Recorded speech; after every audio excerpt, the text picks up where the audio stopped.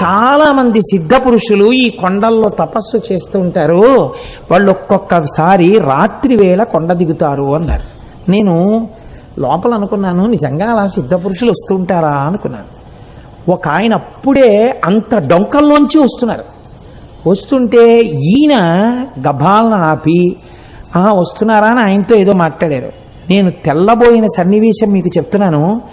గోళ్ళు ఇలా తిరిగిపోయి ఉన్నాయి. అంటే ఎన్నేళ్ల నుంచి జరుగుతోందో ఆ తపస్సు అయింది. ఆయన బహుశా మాకు దర్శనం ఇవ్వడానికే కిందకొచ్చి ఉండి ఉండవచ్చు. మీకు నేను ఒక పరమ సత్యాన్ని ఇవాళ చెప్తున్నాను, మీరు నన్ను నమ్మండి, నేను అబద్ధం చెప్పట్లేదు. ఆయన నన్ను అడిగారు, పక్కకి తీసుకెళ్లి గిరి ప్రదక్షిణం చేస్తుంటే మీకు రమణులంటే ఎందుకు ఇంత ఇష్టం అని అడిగారు. అడిగితే ఏదో పుస్తకాల్లో చదువుకున్న 4 మాటలు తప్ప నాకేం తెలుసు కనుక ఆ రమణులు అంతటి వారండి, రమణులు ఇంతటి వారండి, నేను చదువుకున్నవేవో చెప్పా. ఆయన అన్నారు, మీరు చెప్పినట్టు రమణుడు గొప్పవాడు కాడు, రమణుడు దొంగ, రమణుడు స్వార్థపరుడు. లేకపోతే రమణుడి కోసం కొన్ని వేల మంది వచ్చారు అరుణాచలం. ఎవరికి ఇచ్చాడు మోక్షం? వాళ్ళ అమ్మగారికి ఇచ్చాడు. వాళ్ళ అమ్మగారికి మోక్షం ఇవ్వడం గొప్ప, స్వార్థం కాదా అంటే నేనన్నాను, లేదండి ఆయనతో పాటే ఉన్న ఇంకొక ఆయనకు కూడా ఇవ్వబోయారు, ఆయన జీవుడేమో జారిపోయాడు ఇవ్వలేకపోయారు అన్నాను. అంటే ఆయన అన్నారు, అది కాదు, రమణులు వాళ్ళ తల్లి గారికి మోక్షం ఇవ్వడాన్ని మీరు సమర్థించడానికి మీకేమన్నా ఆధారం ఉందా అన్నారు నా దగ్గర. ఏమిట్రా ఇంత భక్తితో మనం వస్తే ఈయన ఇంత గడ్డు ప్రశ్న వేశాడు, ఈ కోణంలో నేను అసలు ఎప్పుడూ ఆలోచన చేయలేదు, ఏంటి ఇలా అడిగారు చిత్రంగాను అని నేను చాలా ప్రయత్నం చేద్దాం అనుకున్నాను. కానీ నాకే నచ్చలేదు ఎలా సమర్థించాలో. అలా కాసేపు నడిచాం, ఒక 10 నిమిషాలు మౌనంగా. ఆయన అన్నారు, చూశారా మీకు దొరకలేదు కారణం, అమ్మకి ఎందుకు మోక్షం ఇచ్చారో మీకు తెలియలేదే అన్నారు. అంటే ఏవో మీరు చెప్తున్న కోణంలో మాత్రం నాకు తగిన సమాధానం దొరకట్లేదు అన్నాను. అంటూ నేను అన్నాను అలా ఆయనతో వెడుతూ, ఒకానొకప్పుడు 1950లో ఆయన శరీరం విడిచిపెట్టక ముందు ఇలా తిరుగుతున్నప్పుడు ఆయనతో పాటు వెళ్ళిన వాళ్ళు ధన్యులు, వాళ్ళు ఎంత గొప్పగా ఆయనతో పాటు కలిసి వెళ్ళుంటారో, ఆయన కొండ దిగుతున్నప్పుడు చూస్తూ ఉండుంటారో అన్నాను. అలా మీకు చూడాలనుందా అన్నారు ఆయన. ఇది 2వ ప్రశ్న. అంటే నాకు ఈ ప్రశ్నకి కించిత కోపం వచ్చింది. నేను అన్నాను, అలా చూడాలంటే జరుగుతుందా అండి, ఇప్పుడు కనపడతారా రమణులు, ఆ ప్రశ్న ఏమిటి అన్నాను. ఆయన నవ్వారు. అంతే, మా మధ్య అంతే సంభాషణ జరిగింది. మేము వెళ్ళిపోయి మర్నాడు నేను వచ్చేస్తున్నాను రమణాశ్రమం నుంచి, బయలుదేరిపోతున్నాను, చెన్నై వెళ్ళిపోవాలి, బస్సులు ఎక్కే హడావిడిలో ఉన్నాం. ఆయన మళ్ళీ ఠంగులు కనపడ్డారు.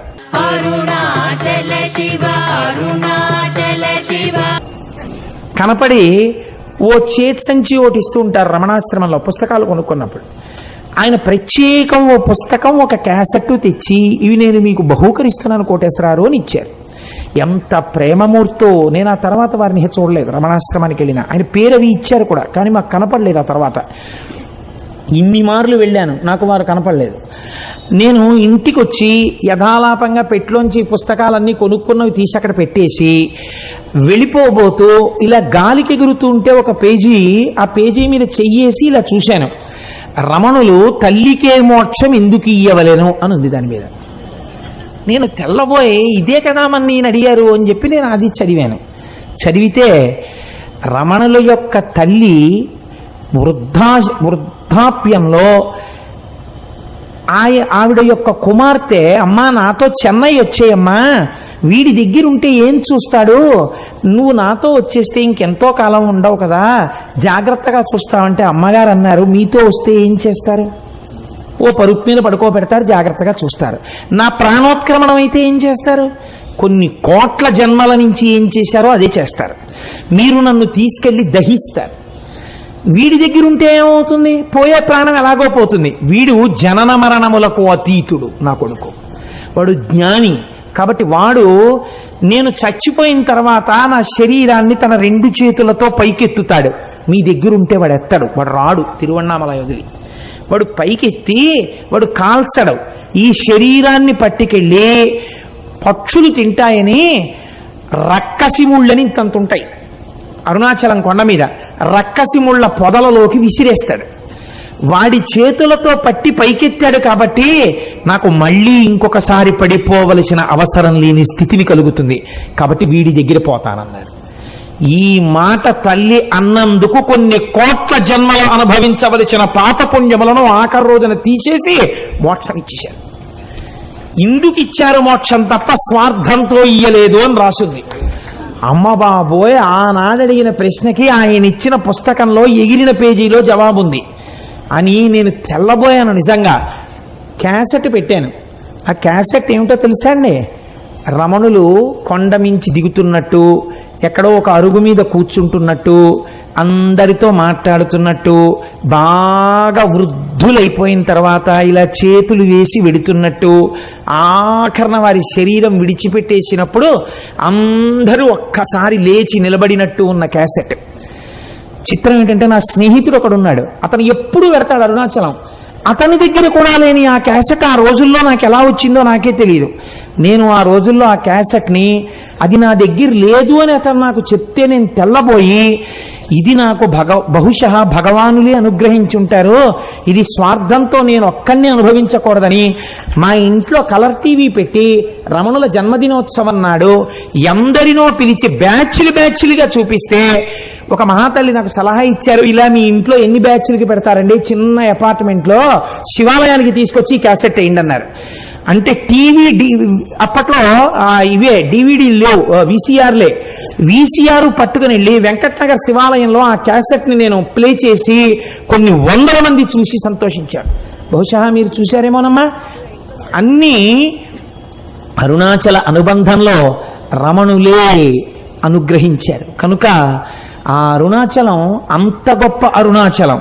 కాబట్టి చూడండి, నేను మీకు ఎందుకు విజ్ఞాపన చేశాను అంటే, ఆ కొండ సామాన్యమైన కొండ కాదు. శివుడు అక్కడ స్థూల రూపంలో ఉన్నాడు, కొండగా ఉన్నాడు. అరుణాచలేశ్వరుడి దేవాలయమునందు శివలింగముగా ఉన్నాడు. అదే అరుణాచలం కొండ మీద దక్షిణామూర్తిగా ఇప్పటికీ ఉన్నాడు అని అంటారు.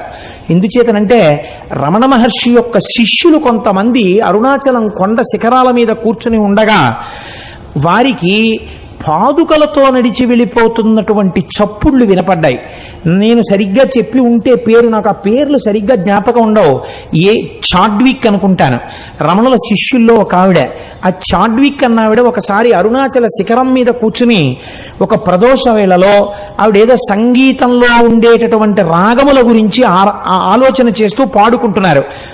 అపురూపమైనటువంటి రాగాలు కొన్ని ఆ అరుణాచలం కొండల్లోంచి వినపడ్డాయి. ప్రదోష వేళలో పరమశివుడు దక్షిణామూర్తిగా కూర్చుని ఉంటే ఇప్పటికీ అనేక మంది దేవకాంతలు ఆయన ముందు నాట్యం చేస్తూ గంధర్వగానం చేస్తారని ఆవిడ దాన్ని రికార్డ్ చేశారు. రికార్డింగ్ అవుతుందేమో చూద్దామని రికార్డ్ చేసి రమణుల దగ్గరికి తీసుకొచ్చి ఆన్ చేస్తే ఆ సంగీతం రికార్డ్ అయి వినపడింది.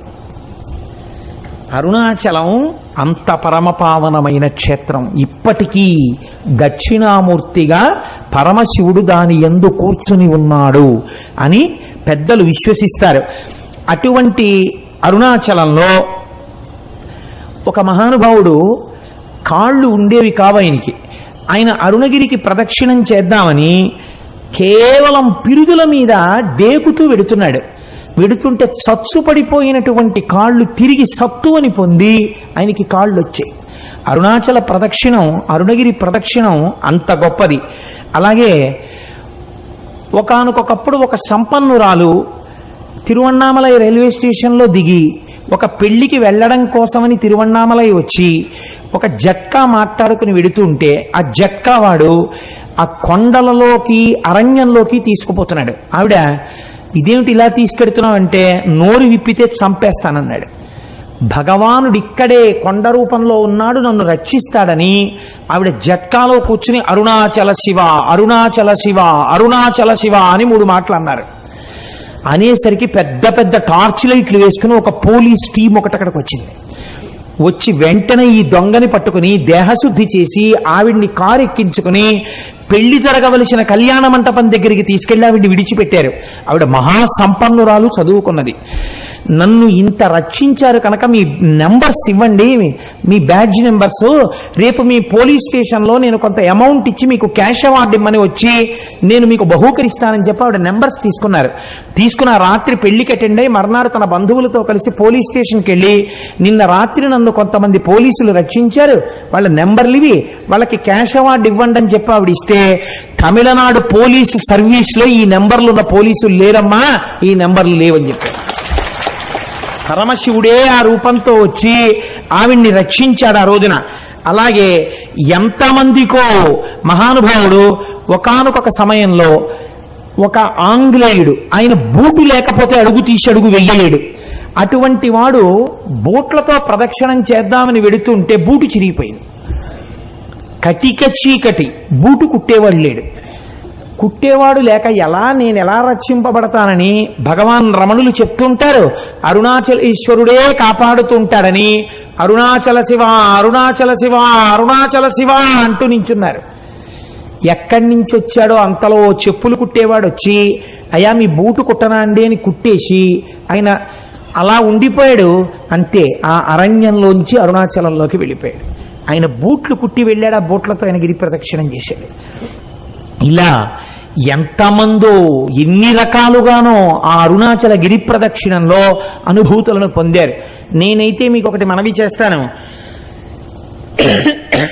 ఇప్పటికీ అరుణాచలంలో మనకు ఒక ఆశ్చర్యమైన సంఘటన కనపడుతుంది. మీకు ఏ దేవాలయంలో ఎవ్వరూ కూడా 5 పైసలు వెయ్యండి అని అడగారు. నాకు ఇప్పటికీ చాలా ఆశ్చర్యంగా ఉంటుంది. 150 మంది వెళ్ళామనుకోండి, సాధారణంగా వాళ్ళు ఏమనుకుంటారు, 150 మంది వచ్చారు మీ గోత్రనామాలు చెప్పండి అనాలి. వాళ్ళు అనరు. వాళ్ళు మీరు పళ్ళెల్లో ఏం వేస్తారని అడగారు. వాళ్ళందరికీ చేతిలో చిటికిడి చిటికిడి చిటికిడి చిటికిడి విభూతి పెట్టేస్తారు.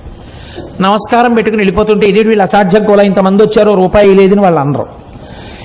అర్ధరాత్రి 1 గంటకి 2 గంటలకి ఒకే ఒక విదేశీ వనిత వర్షం పడుతుంటే అరుణాచలానికి గిరి ప్రదక్షిణం చేస్తూ వెళ్ళిపోతూ ఉంటుంది.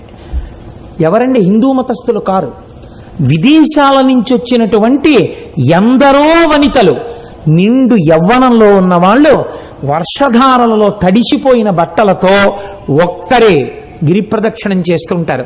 వాళ్ళని చెనకిన వారు కానీ, వాళ్ళ వెనక పడ్డవారు కానీ, వాళ్ళతో పరిహాసమాడిన వాళ్ళు కానీ మీకు గిరి ప్రదక్షిణంలో కనపడరు. అరుణాచల శివ అరుణాచల శివ అరుణాచల శివ అరుణాచల.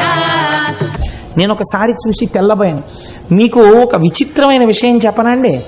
ఆ పిల్లవాడి తల్లిదండ్రులు కానీ వాళ్ళెవరూ నాకు ఇప్పుడు జ్ఞాపకంలో లేరు.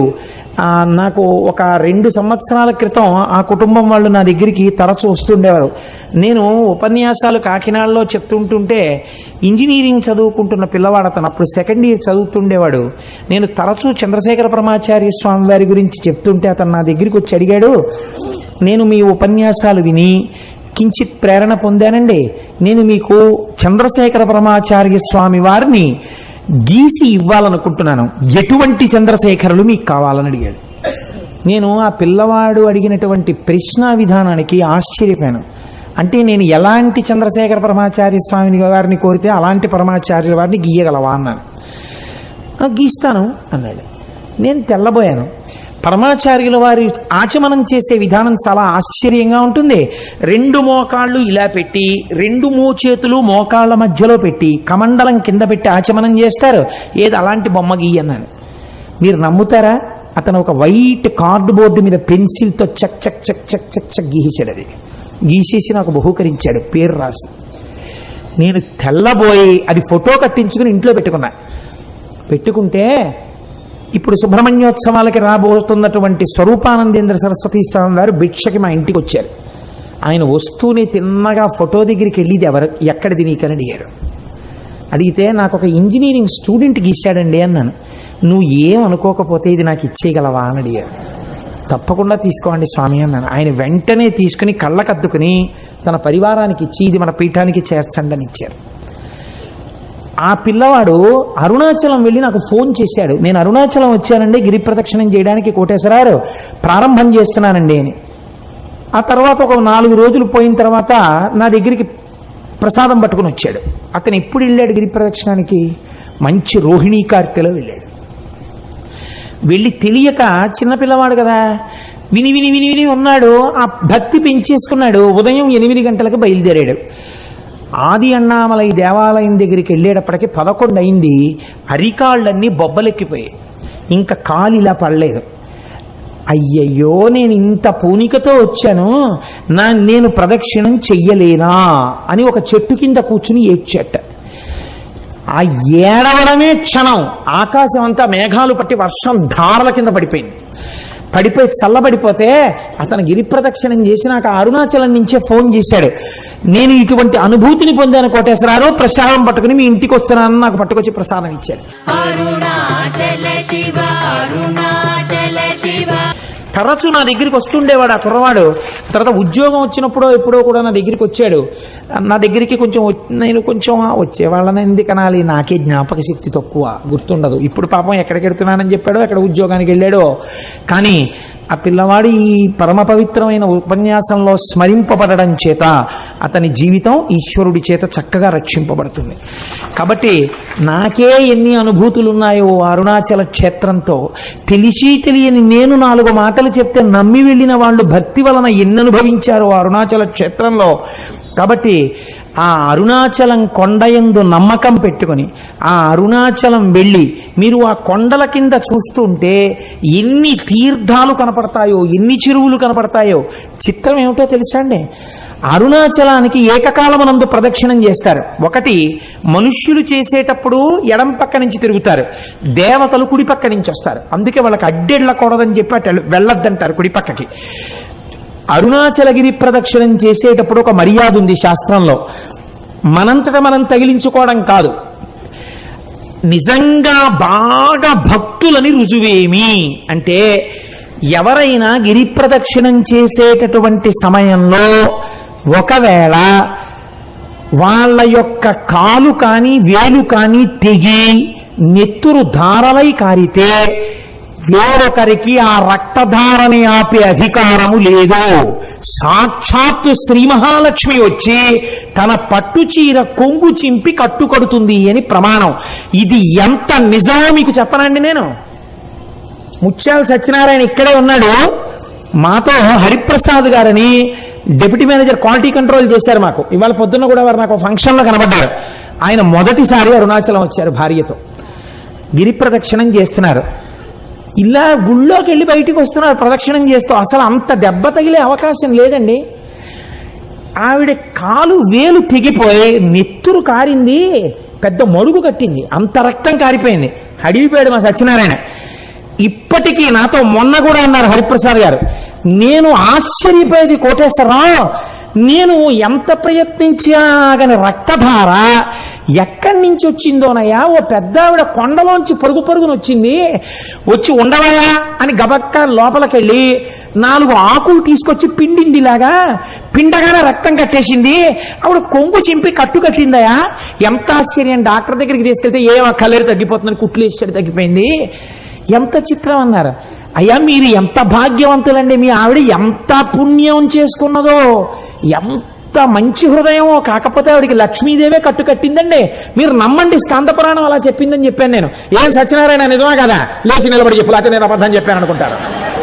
నిజమా కాదా, కూర్చో అంటే ఏమిటి, నువ్వు వెళ్ళిన ఈ పాటికే నీకు ఇన్ని అనుభవాలు ఉన్నాయని మీరు అనుకుంటారేమో అని నా భయం. ఇవన్నీ నేనేదో చెప్పేస్తున్నాడు, ఏదో చెప్పమన్నాం కదా అని వీడు చాలా చెప్పేస్తున్నాడు రో, ఇంకా నమ్మచ్చా నమ్మకూడదా అనుకుంటారేమో నా భయం. అందుకని సాక్ష్యాలు ప్రవేశపెట్టాను.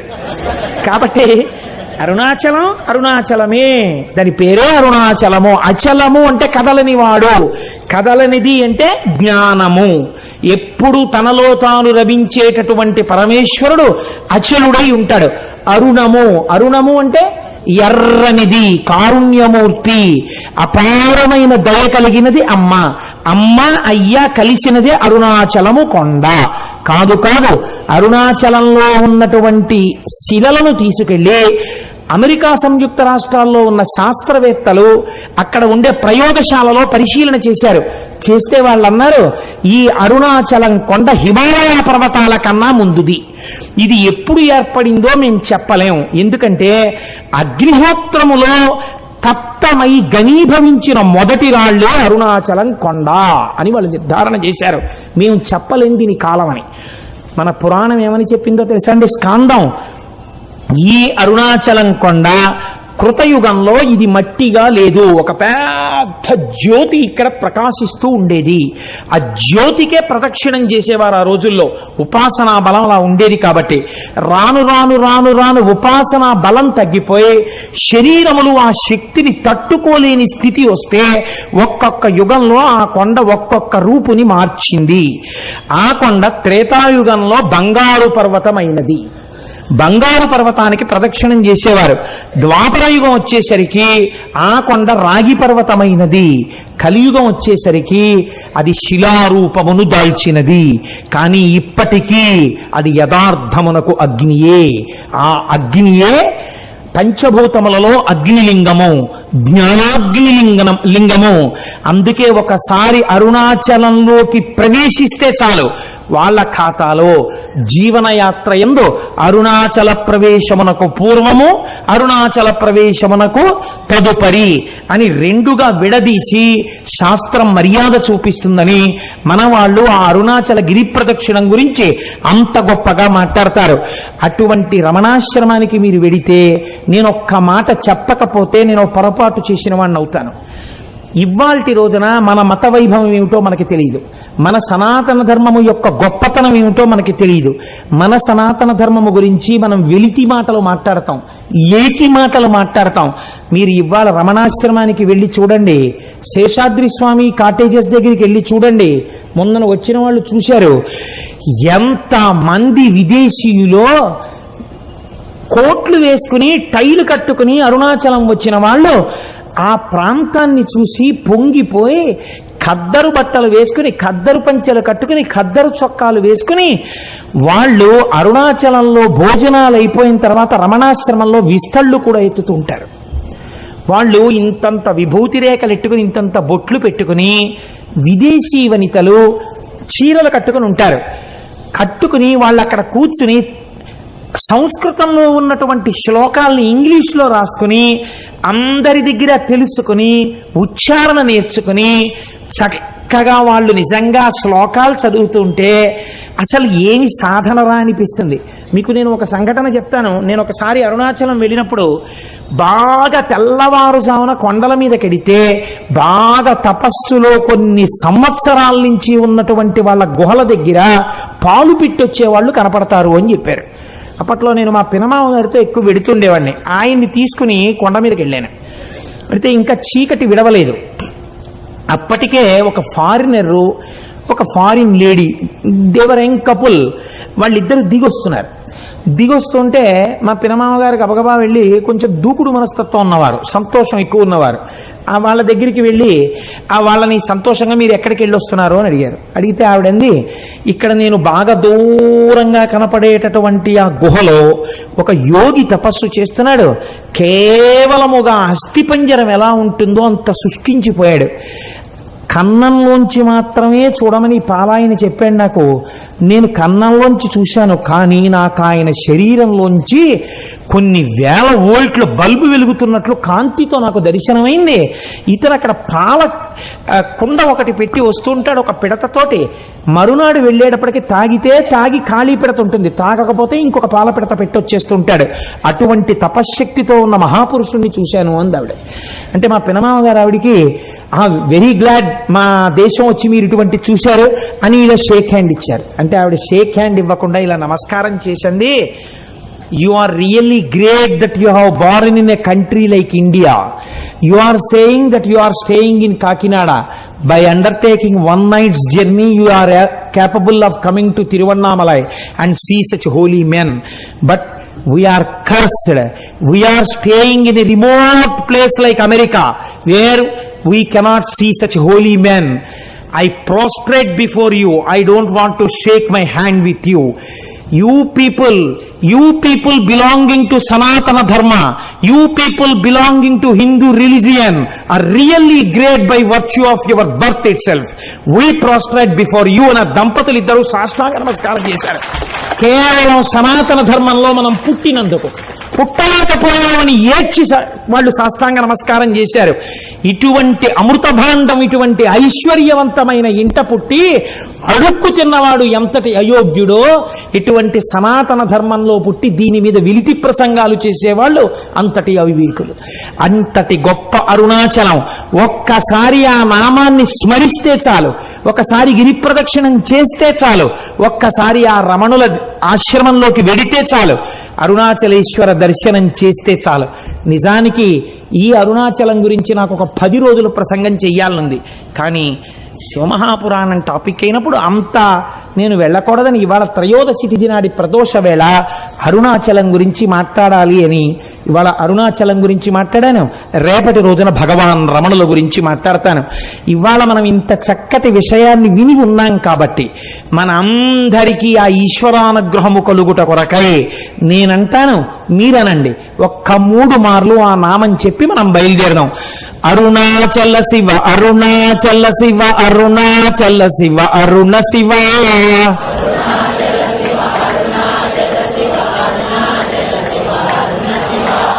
అరుణాచల శివ అరుణాచల శివ అరుణాచల శివ అరుణ శివ అరుణాచల శివ అరుణాచల శివ అరుణాచల శివ అరుణాచల అరుణాచల శివ అరుణాచల శివ అరుణాచల శివ అరుణాచల అరుణాచలమనుచు స్మరించు వారల అహము నిర్మూలింపు మరుణాచల అళగు సుందరముల వలె చెరినేను నీవుందమ భిన్నమై అరుణాచల లోదూరిలాగిని లోగుహను చెరగా అనుసరించి తేముకో అరుణాచల ఎవరికి నన్ను ఏలితి విడిచిన అఖిలము నిందించు అరుణాచల ఈ నింద తప్పు నిన్నేటికి తలపించి తిక విడువారెవరుణాచల కనిన జనని కన్న ఘన దయదాయక ఇదియా అనుగ్రహం అరుణాచల నిన్నే మార్చి ఎరుగనిక యుల్లముపై నీ పురుదిగా నుండు మారుణాచల ఊరూరు తిరుగక ఉల్లము నినుగని అనగని దుతి చూపు మరుణాచల నన్ను చెరతీపుడు నన్ను కలువక విడుట ఇది మగదన మొక్కో అరుణాచల ఏటికి నిదుర నన్ని తరులు లాగగ ఇది నీకు న్యాయమా అరుణాచల పంచేంద్రియ కలులు మదిలోన దూర్చో మదిని ఉండవో అరుణాచల ఒకడవో నిను మాయమొనరించి వచ్చువారు ఎవరిది నీ జాలం అరుణాచల అరుణాచల శివ అరుణాచల శివ అరుణాచల శివ అరుణాచల అరుణాచల శివ అరుణాచల శివ అరుణాచల శివ అరుణాచల